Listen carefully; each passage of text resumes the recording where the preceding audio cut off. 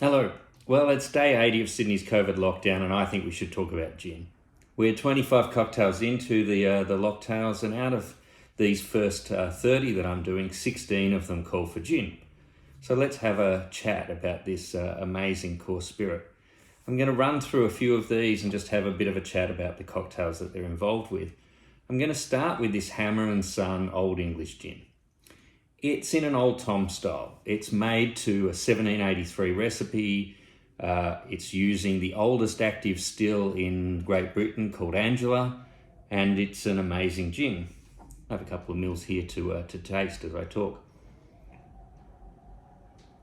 Now, the thing about Old Tom style is it's sweetened at the end of the distillation process. It was sweetened basically to hide the impurities. The distilling process wasn't as effective in that period, and the sugar was basically added to hide some of those impurities.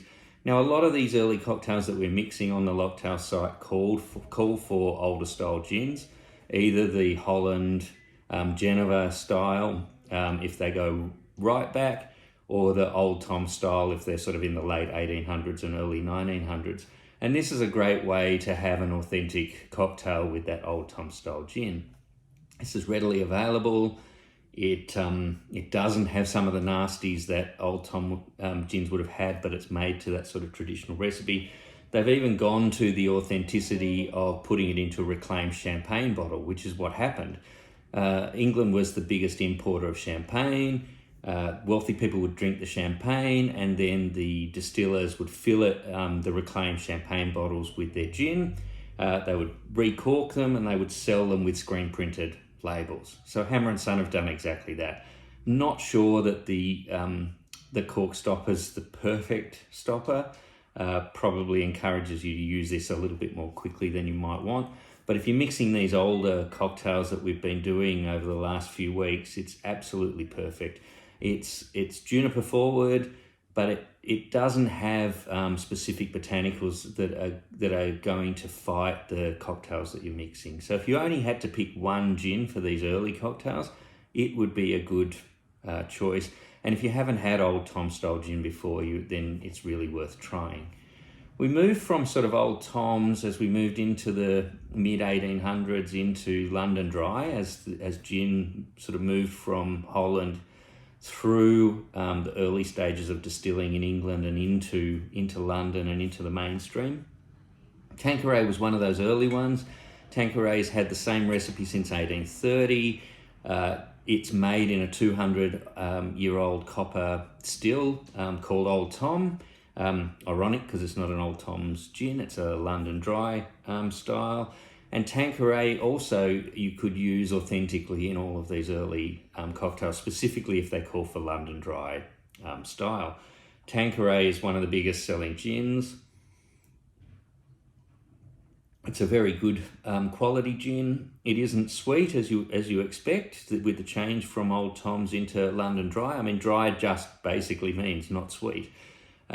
It's very juniper forward and also has a great balance, hence its long-standing success. It's going to work in the majority of the cocktails that we've been talking about without clashing with the other ingredients. Now, there are a bunch of other gins around, Beefeater, Gordon's, Gilbey's, a whole range of these old gins. But during the sort of post-World War II period, for the next sort of generation or so, gin went into a massive decline. In fact, a number of gin distilleries went out of business and sales dropped. And you can thank Bombay Sapphire really for the gin renaissance. It looks like an old gin. It isn't. It was released in 1986. It is a lighter gin. It's still London Dry style, but if we have a taste of that, and I'm only having a couple of mils of each, so relax everyone, less than a shot by the time we get to the end. It's slightly, I think it's a little bit smokier. It hasn't got the juniper hit that Tanqueray or these juniper forward gins have. It's probably more approachable for people who haven't had gin before, so it's a great introductory gin. And it came about in 1986, really just as the cocktail renaissance was starting. And it rode that wave, and it brought gin back onto the map, and it brought all these gin-based cocktails back. It doesn't really interfere with the flavour of the cocktails too much. Gin, people who were being reintroduced to gin loved it. My mum was a big fan. It's still a good gin. I wouldn't say it's a great gin, but every boutique gin manufacturer since 1986 can thank Bombay Sapphire for reinvigorating the gin craze. Now, I haven't used this in any of the Locktails yet. I will use some of these once we really get into the London dry ones in the sort of coming decades of cocktails that I'm focusing on. But what I've suggested for people who've been following on with the Locktail side is, if you're just going to buy one, buy the Botanist. Botanist is a bit more sophisticated than Bombay Sapphire. It's made in Scotland. It's made by a Scotch distillery on the Isle of Ely. It's a brilliant gin. You would think with 31 botanicals, 22 sourced from Scotland, that the botanical flavours would be rich and they would clash with cocktails. Sort of the opposite is true. Because there's so many, they don't yell and scream. They mix them really well together. You get this really dry gin. It's got a bit of warmth to it. Perfect for mixing cocktails with. It's a little bit on the pricier side, but it's available pretty much anywhere in Australia or around the world for cocktail mixers. And if you're only able to get one gin, it's perfect. It will work with almost every cocktail. And it's again in that London dry style. It comes out of Scotland. It shows how the expansion of gin has continued to spread globally. And then what I have done, I guess, in the Locktails is move into some other gins, and not surprisingly, given that I'm Sydney based in Australia, a little bit of a favouring of some of the great gins that are being produced in Australia.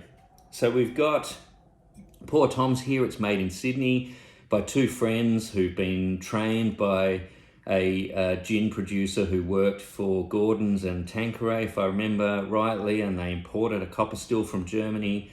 It's a great, again, they call it Sydney dry, but it's effectively a London dry style. It's just got some Australian botanicals in it.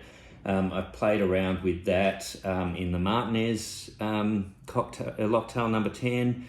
It's a fantastic local Sydney gin. We have West Winds, the most awarded gin in Australia, coming out of Western Australia. This one, the Cutlass, is a higher alcohol content. Fantastic gin. Never Never from South Australia won the World Gin Award a year or two ago. A beautifully balanced gin. If you're not going to get the Botanist, or you're not going to go back to like Hammer and Sons, the Never Never one is a great one for almost any cocktail. It's juniper forward, and it's also not going to clash.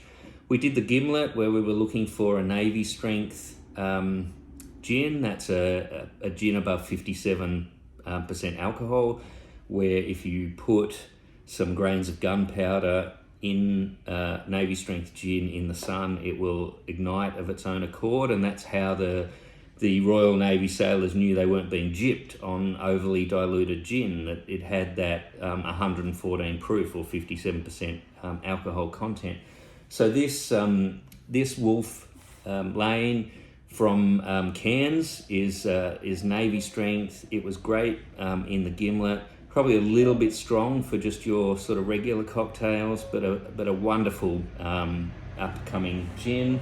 And then down in Tasmania, there are plenty. There's this Sandy Grey that I've just used in one of the cocktails.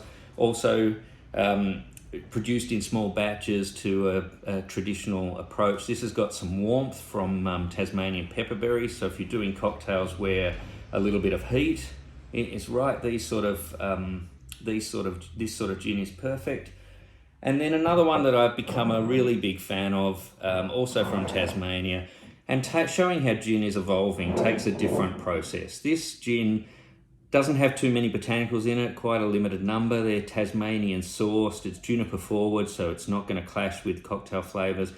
But what I really like about this is it's produced using sheep's whey, and the process that it uses leaves this silkiness and sweetness on the tongue, but it's not coming from sugar. So it lets it work really well in these sort of Old Tom style cocktails without it being an Old Tom gin. It works in the London dry styles because it's still dry. It hasn't got actual sugar in it. It's a really beautiful gin. In fact, it's the one at the end of the tasting for this video. It's the one that I really want to be left on my palate. It just has this amazing finish from that Sheep's Way. It goes really well with cocktails. We've got some here that would go with cocktails where you want a bit of heat, but especially if you're moving into the sweeter and more subtle flavoured gin-based cocktails, this Hartshorn Tasmanian Sheep Way gin is perfect. So there you go. There's a few that, you know, if you can only get one, you can go with Hammer and Son, you can go with the Botanist, you can go with Never Never, you can go with one of the other ones that is from your state, or grab hold of the Sheep Way gin. You certainly won't be disappointed by that. There's so much to gin. It really has exploded more than any other spirit. It makes sense that I talk about gin before I talk about the other spirits. It's been in 16 of the first 30 cocktails, and there's so much information on it. You know, I've got a bunch of books here. You can get your hands on them. 101 gins to try before you die. Gin made me do it. That's a good excuse.